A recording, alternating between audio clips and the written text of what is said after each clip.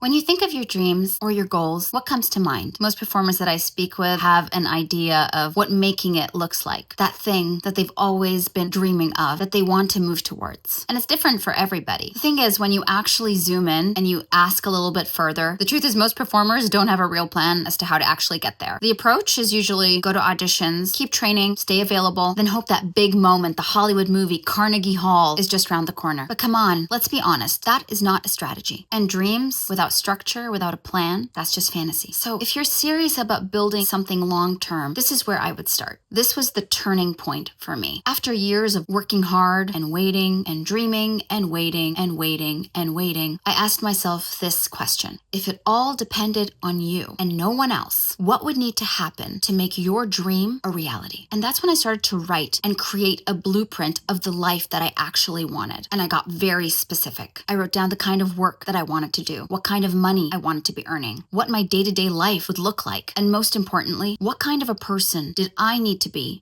able to achieve those things. And what emerged in my life was a revolution. I realized that I had been going round in circles. No wonder I wasn't going anywhere. But now with a blueprint, I could actually break it down and start taking steps forward towards what I actually wanted, building it for myself, all the while still doing auditions and knocking on doors when they present themselves. But I refused to let that be the thing that's going to direct my career. I was going to operate like an entrepreneur, and my craft and my career was going to be my business. And that's where most performers get stuck. They don't treat their careers like a business. And it's not your fault. It's not my fault. None of us were trained to think that way. We were trained to get really good at our craft and then wait, not to build. But that shift from waiting to building is everything. And it's what this movement that I am pioneering called the Entrepreneur Artist is all about. Performers, artists, it's time to stop waiting and make that shift and start operating like planners, strategists, businesses. And I want to help you get there.